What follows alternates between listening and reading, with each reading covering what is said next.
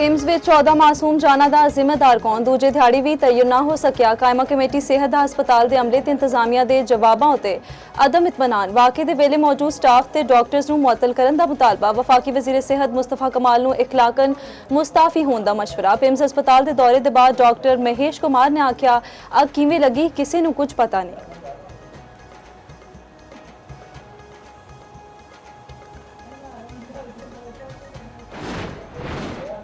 वफाकी हुकूमत का पिम्स में जहांबाग बच्चों के लवाहिकीन लई फी कस 50 लाख रुपए माली इमदाद का ऐलान। तर्जुमान वफाकी हुकूमत का आखना है माली मुआवनत नाल कीमती इंसानी जाना का कोई नेमल बदल नहीं। वफाकी हुकूमत मुतासरा खानदान के गम ते दुख विच बराबर की शरीक है। हुकूमत मुतासरा खानदाना नूं हर मुमकिन ताउन ते मुआवनत फराहम करेगी। पिम्स हस्पताल विच अग लगन नाल 14 नौ मौलूद जहांबाग होए सन।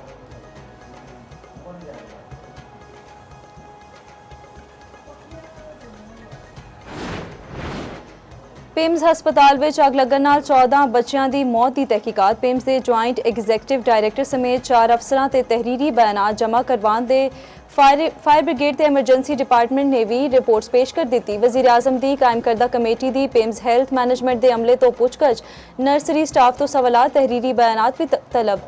कमेटी ने नर्सरी की CCTV रिकॉर्ड्स तहवील विच ले लेते। पिम्स इंतजामिया ने भी तहकीकात लई इंक्वायरी कमेटी दोबारा तश्कील दे दी।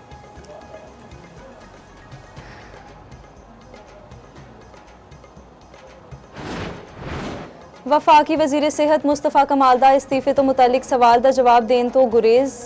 प्रोग्राम PK पॉलिटिक्स विच गल करदियां आख्या, हस्पताल चलाना वजारत सेहत का नहीं इंतजामिया का काम है। पिम्स वाक़या उत्ते सियासत की जा रही है। तनकीद करने वाले की अकल उत्ते हैरान होने कि 40 वरियां तो मुस्तफा कमाल की हुकूमत है। सियासत करने वाले नूं आखदियां ड्रामे ना करन। पिम्स हस्पताल तो असी दे नेड़े लोकां नूं रेस्क्यू किया गया।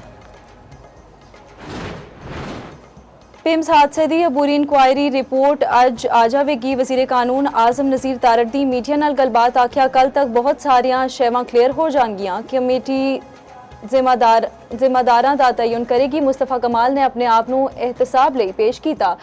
28वीं तरमीम तो मुतालिक सवाल के जवाब विच आख्या, फिलहाल 28वीं तरमीम नहीं आ रही।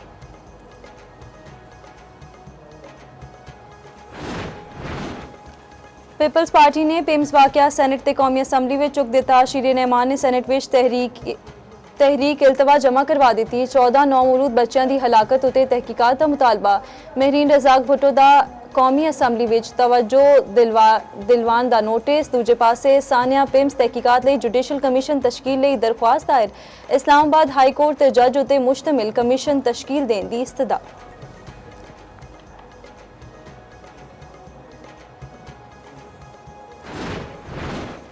पाक फौज कुवैती मुसल्लह अफवाज की तरबियत ते सरहदी दिफा विच मुआवनत फराहम करेगी। पाकिस्तान ते कुवैत विचकार प्रोटोकोल एग्रीमेंट 2026 उत्ते दस्तखत। वज़ीर दिफा ख्वाजा आसिफ नाल कुवैती हम मनसब दी सरबराही विच वफ्दी मुलाकात। वज़ारत दिफा दे एलामिये दे मुताबिक नवे मुआहदे नाल फौजी ताउन दे मौजूदा फ्रेमवर्क नूं होर वुसअत मिलेगी। दूजे पासे chief of defence forces field marshal Syed Asim Munir नाल कुवैती वफ्दी मुलाकात। बामी दिलचस्पी दे अमूर इलाकाई सलामती ते दो तरफा ताउन उत्ते गलबात।